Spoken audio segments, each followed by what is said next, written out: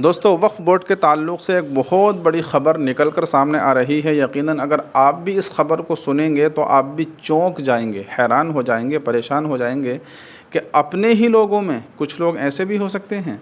ख़बर दरअसल ये है कि देखिए, अब तक तो ये हो रहा था कि जो वक्फ़ बोर्ड की जो मुखालफत करने वाले थे वो मुसलमानों के अलावा दूसरे लोग थे, और उनका कहना यह था कि ये बिल पास होना चाहिए और वक्फ़ बोर्ड को जो है ख़त्म होना चाहिए। तो इस तरह की बातें मुसलमानों के अलावा दूसरे लोग कर रहे थे। लेकिन अब दरअसल ख़बर निकल कर ये सामने आ रही है कि अब अपने ही कुछ लोग, मुसलमानों ही में से कुछ लोग ये दावा कर रहे हैं और ये एहतजाज कर रहे हैं और ये कह रहे हैं, उनका कहना यह है कि ये वक्फ़ बोर्ड जो है बिल्कुल ये ख़त्म होना चाहिए। वक्फ़ बोर्ड हमारी ज़मीनों को हड़प रहा है, हमको निकाल कर बाहर कर रहा है। तो इस तरह के बहुत सारे इल्ज़ाम जो है बहुत सारे लोग वक्फ़ बोर्ड पर लगा रहे हैं और कैमरे के सामने आकर बयान दे रहे हैं, इस तरह की बयानबाजी कर रहे हैं। सबसे पहले आप ये जो वीडियो है इस वीडियो को देखिए, तो इस वीडियो को स्किप बिल्कुल भी मत कीजिएगा, आखिर तक देखिएगा, मुकम्मल वीडियो देखिएगा और फिर इस वीडियो की सच्चाई क्या है, असलियत क्या है, दरअसल मामला क्या है, वो मैं आपको बाद में बताऊंगा। तो आइए सबसे पहले हम इस वीडियो को देखते हैं। क्यों भाई, गवर्नमेंट नहीं है क्या हमारी? मैं तो कहती हूँ तबाह हो जाए, आज की पहली सूरत में वक्फ बोर्ड तबाह हो जाए। हम चाहते हैं हमारे पे रहम करो, हमारे भाई दर-दर हो रहे हैं, बारिशों में फिर रहे हैं, इतने से बच्चे हमसे एविडेंस मांग रहे हैं। पूरे मकान के अंदर घुसकर ताले तोड़कर सामान इन लोगों ने हमारे पास एविडेंस है, उनको पता है, पूरे मोहल्ले को पता है, वो सब कहते हैं, पुलिस वाले कहते हैं नहीं आप सही हो। लेकिन वक्फ बोर्ड इतना पावरफुल कैसे कर दिया गवर्नमेंट ने? क्यों भाई, गवर्नमेंट नहीं है क्या हमारी?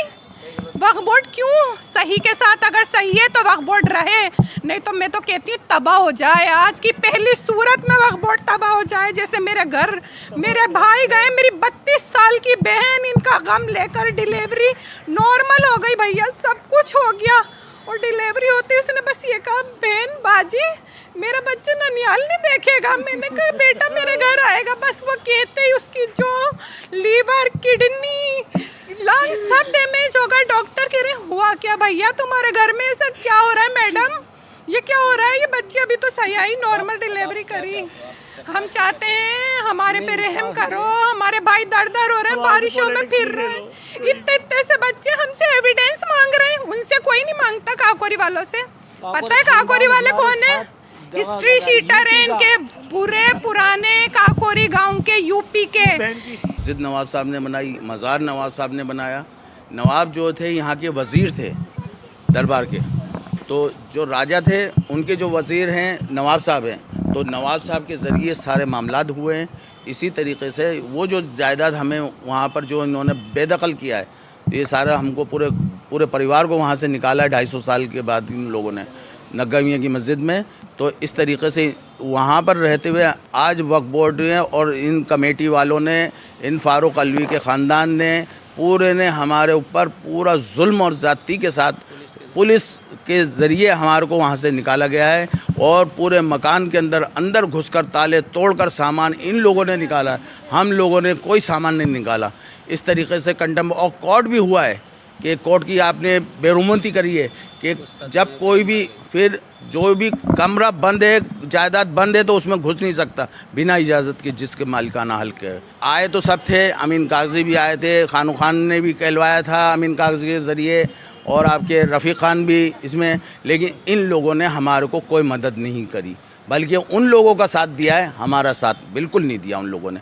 बार बार हम चले गए, पूरा परिवार गया, कई दफ़ा गए, खानू खान के यहाँ भी गए, लेकिन इन लोगों ने कभी भी हमारी दुहार नहीं सुनी। वक्फ की कितनी प्रॉपर्टी है जिसके साथ में ये लोग पैसे वाले लोग हैं, ये वक्फ बोर्ड उनसे पैसे लेके उनके नाम प्रॉपर्टी कर देती है। लेकिन हम लोग गरीब हैं, कमज़ोर हैं, सब लोग एक साथ हो गए, हम लोगों को बेदखल कर दिया।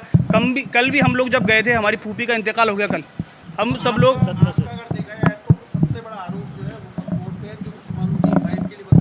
हिमायत के लिए बना हुआ, मुसलमानों के ही खिलाफ है, मुसलमानों को ही नुकसान पहुंचा रहा है। झूठा वक्फ बोर्ड, झूठा बेईमान वक्फ बोर्ड, बेईमान बिल्कुल सही है। वक्फ बोर्ड था ही नहीं। वो आप बताओ, वक्फ बोर्ड वाले ऊपर उनका कोड वक्फ है और नीचे उनका कोर्ट है, जो वो चाहते हैं वो पैसा लेके फैसला दे देते हैं। हम लोग कमज़ोर हैं, हम लोग गरीब हैं, हम लोग कहाँ जाएंगे?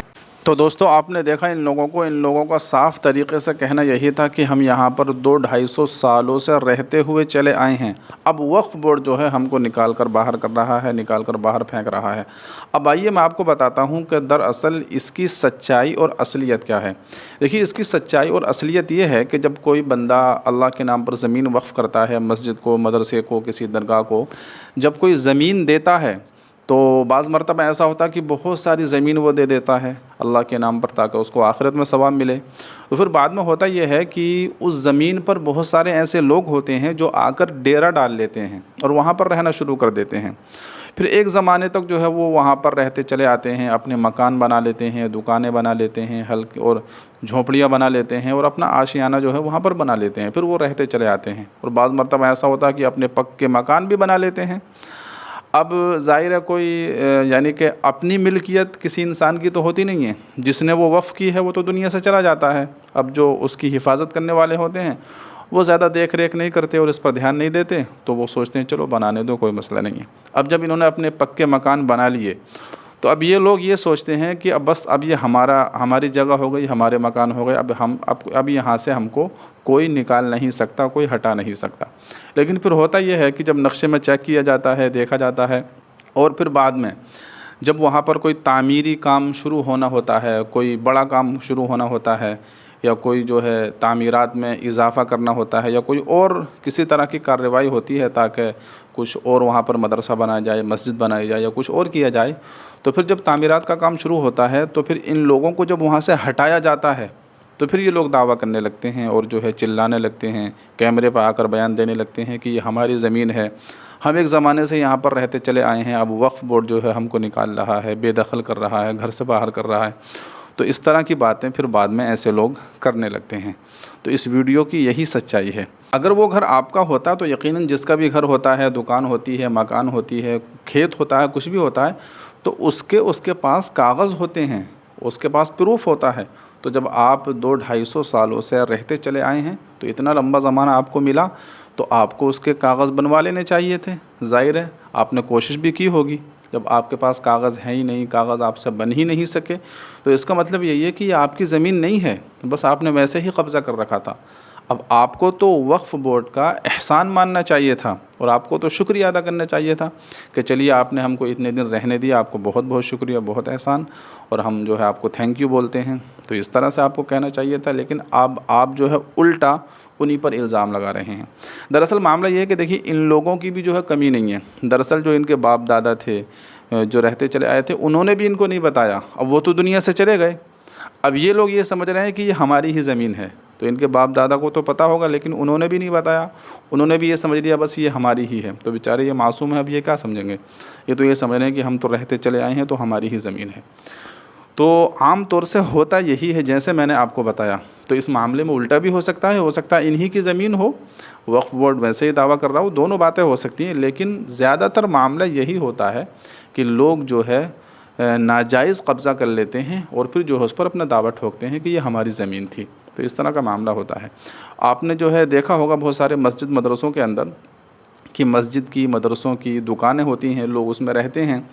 तो एक ज़माने से लोग उसमें रहते चले आते हैं और उसका किराया भी लोग नहीं बढ़ाते, बस जो किराया पहले से चलता आ रहा है 1500 रुपये, 200-400 रुपये वही किराया होता है।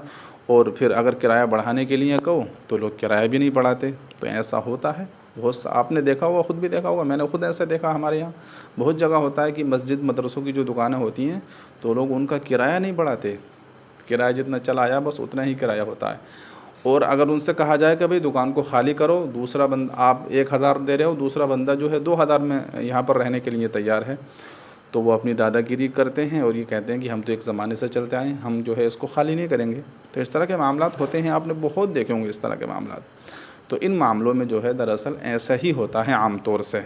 तो मैं कोई इस बात की तस्दीक नहीं करता कि इस वीडियो के अंदर भी ऐसा ही होगा, लेकिन हाँ आम तौर से होता ऐसा ही है, इसलिए मैंने आपको ये बात समझाने की कोशिश की। तो अगर आपको मेरी बात समझ में आई हो अच्छी लगी हो तो आप कमेंट में बताइएगा ज़रूर, और इस वीडियो को ज़्यादा से ज़्यादा शेयर कीजिए। दुआ भी कीजिए कि अल्लाह ताला हमारे हक़ में, मुसलमानों के हक़ में बेहतर से बेहतर फ़ैसला फ़रमाए, अपना रहम फ़रमाए, करम फ़रमाए। अल्लाह ताला हमारे मुल्क के अंदर अमन व अमान पैदा फ़रमाए, शांति पैदा फ़रमाए, और हर किस्म के शुरूर व फितन से हमारी पूरे उम्मती मुस्लिमा की और हमारे पूरे मुल्क की तमाम लोगों की अल्लाह ताला हिफाजत फ़रमाए, और हमारे मुल्क को ज़्यादा से ज़्यादा तरक्यात से नवाजे। दुआओं की गुजारिश है।